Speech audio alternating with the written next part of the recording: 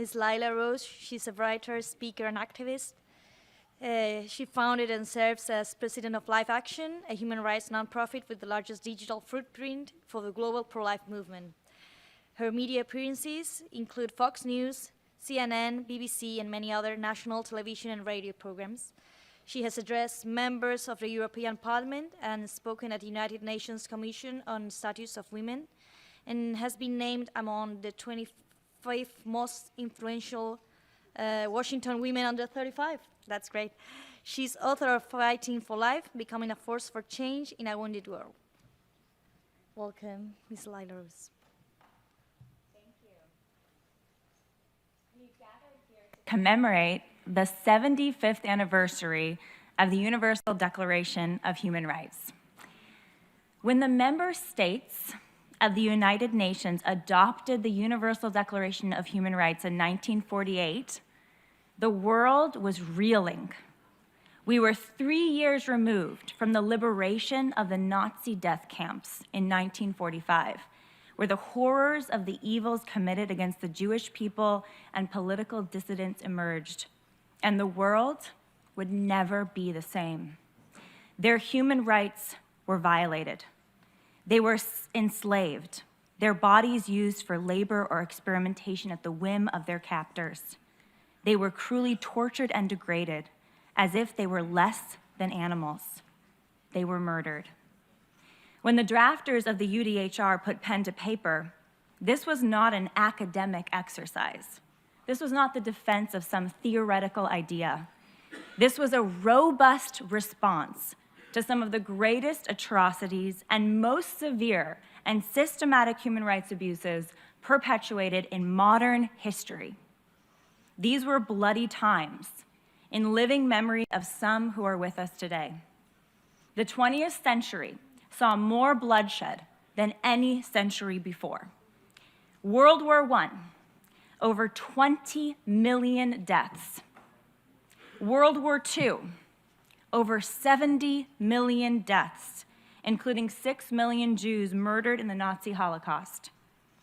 Later, many more millions of Russians, Poles, and other subjugated people would be murdered in Joseph Stalin's reign of terror. Later still, Mao's Cultural Revolution would murder millions more. It was killing on an industrial scale. The capacity for evil exists in every human heart, but so does the capacity for good.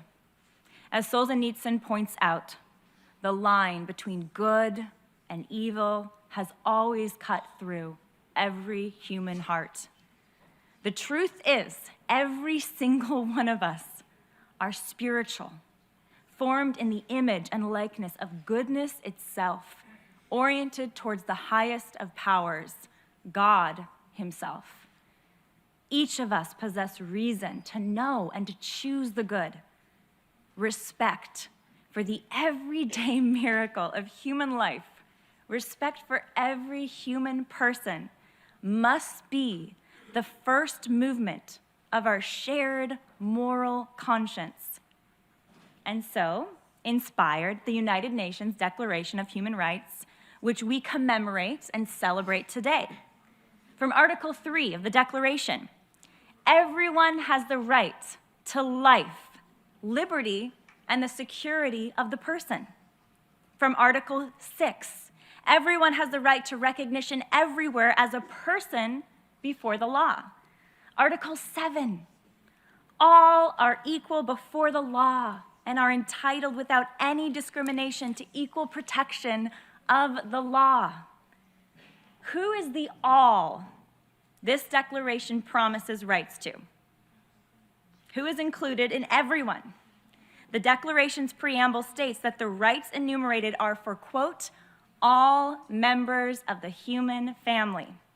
It states, recognition of the inherent dignity and of the equal and inalienable rights of all members of the human family is the foundation of freedom, justice, and peace in the world. So, how does one become a member of the human family? I'm proud to be a member of the human family, as I know all of you are with me today, as is the little baby daughter in my womb. Here's a quick review for us. Thanks to a team of medical experts and scientists created with live action and world-class animators. We can play Baby Olivia now.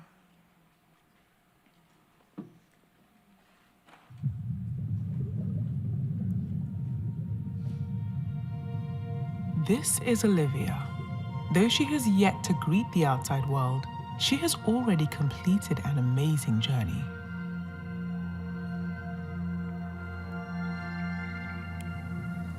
This is the moment that life begins.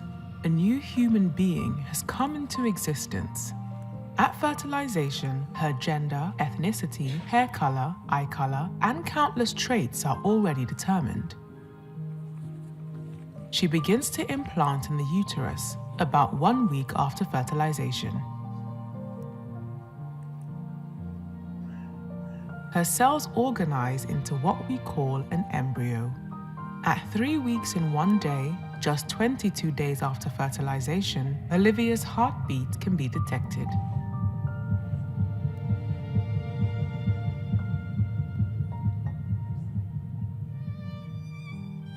The buds of her arms and legs appear by 4 weeks. Hemispheres of the brain also appear. She begins to move between 5 and 6 weeks with both spontaneous and reflexive movements. At 6 weeks from fertilization, her brain activity can be recorded and bone formation begins. She can bring her hands together at 7.5 weeks, and separate fingers and toes emerge. She can also begin to hiccup.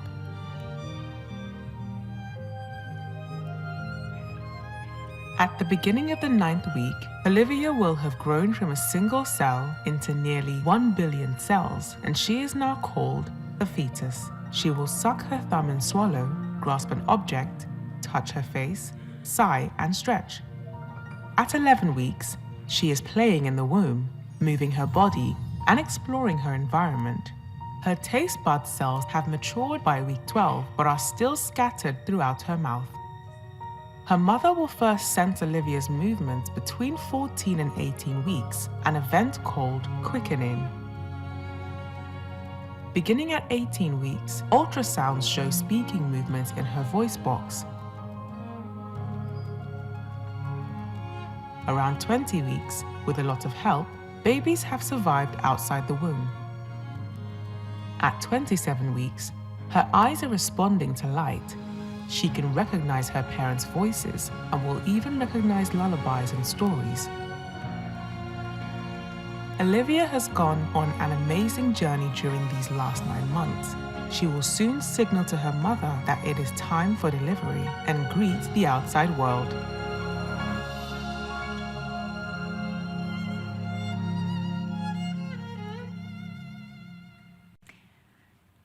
Many powerful people today, including in the institution of the United Nations, argue that a human in the womb is not a human, is not a life, and is certainly not worthy of the basic human rights enumerated in the Declaration.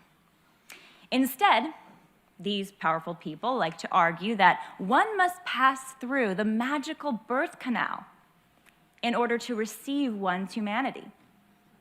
How ludicrous. It's clear, science is clear, that human life does not begin at birth, but before, at the moment of fertilization.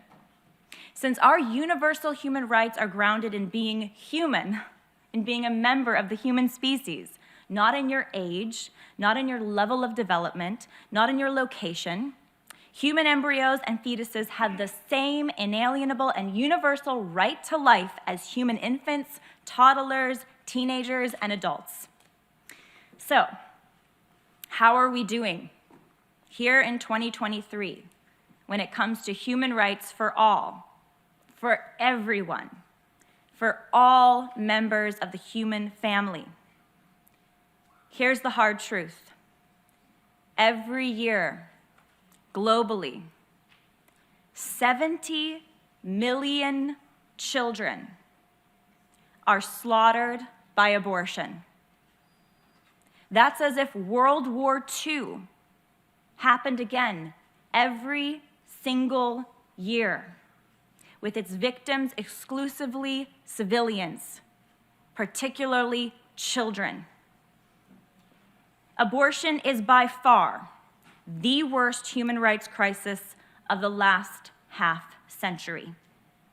In fact, most members of the United Nations outright support this human rights abuse. The helpless victims of this abuse have no representation here. They are too young, too vulnerable to speak. They are totally dependent on others. They cannot rally, they cannot vote, they cannot demonstrate. They require and rely on adults to speak for them. They are babies, infants, growing in the womb of their mothers, the womb which should be a safe haven, a place of nourishment and unconditional love, has become a war zone. What are the euphemisms used in polite society today, including in this building, to cloak the brutal reality of abortion? Even the word abortion sanitizes the unnatural act that kills a human being. Reproductive health care, women's rights, the right to choose, bodily autonomy, health care. Reproductive health care does not include the right to kill a child. That is ludicrous. Women's rights do not include the right to kill a little woman, a little girl in the womb. That is ludicrous. The right to choose does not include the right to choose to murder a child. That is ludicrous. And my bodily autonomy as a woman does not include the right to destroy the little daughter growing in my womb. That is ludicrous. How have we bought so many ludicrous lies? It's because the unborn cannot speak, that the born, the powerful, have succeeded in trampling on their rights. The human rights abuse of abortion has killed billions of innocent human beings over the last half-century, eclipsing every other cause of death or human rights abuse. Abortion is the leading cause of death globally, and it deprives its innocent victims of their first human right, life. As the mass murderer Joseph Stalin said, a single death is a tragedy. 1 million deaths is a statistic. The murder of one individual is a tragedy, a terrible injustice. But the murder of millions is not a mere statistic. It is a million-fold calamity, a crisis that calls us here today to urgent action. Let's go back for a moment to the Declaration of Human Rights. From Article 4 of the Declaration, no one shall be held in slavery or servitude. Slavery shall be prohibited in all forms. From Article 5, no one shall be subjected to torture or to cruel, inhuman, or degrading treatment.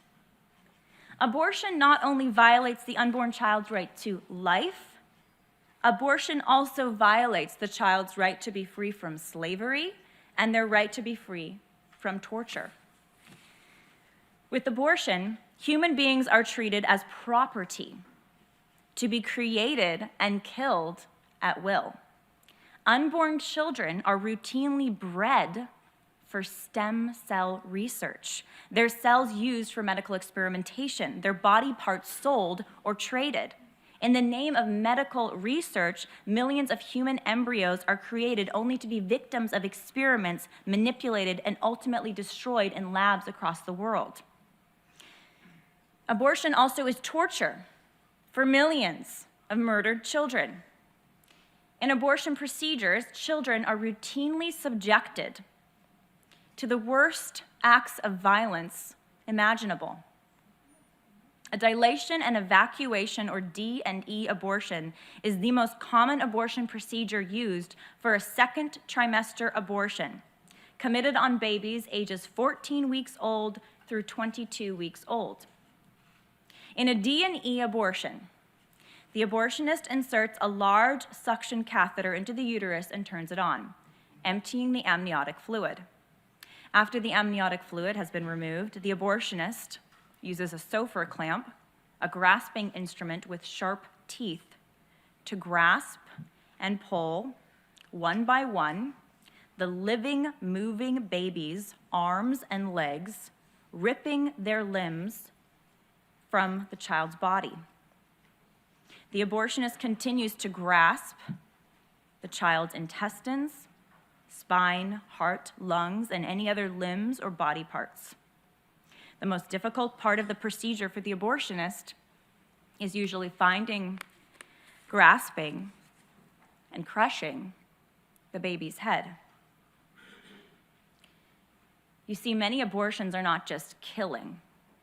A D&E abortion is excruciating, torturous killing on a baby who feels every second of his or her live dismemberment. Abortion, at its core, is a contradiction of every human right. If human rights are not for all, then they are for none. If human rights do not apply to human life in the womb, then they apply to no one. If our youngest child is not considered worthy of these rights, then why do these rights matter for anyone? Or as Mother Teresa said prophetically, her words echoing long after her passing, in a nation where a mother can kill her own child, what is left but for you or for I to kill one another? We must do better. We can do better to live up to the great ideals of this declaration. We must stand for all, human rights for all, and the most basic human right, life for all members of the human family. So how do we move forward? How do we protect human rights worldwide? I call on the United Nations to address the human rights crisis of abortion and set a resolution of all its member nations to end it. A strong leader stands on the truth, and the truth is the first step towards lasting political victory. We must refuse to tolerate in our nations the homicide of any child in the womb, no matter the circumstances or excuses. It is our duty to abolish abortion. It is our duty to listen once more to our human conscience and refuse to rationalize why one child should be welcomed and another one killed. As we protect fundamental human rights, we can ensure that every soul has the opportunity to be born, to live, and to thrive. Our shared commitment to the dignity of every life for every member of the human family will secure the freedom, justice, and peace that we so deeply desire for each of our beloved nations. Thank you.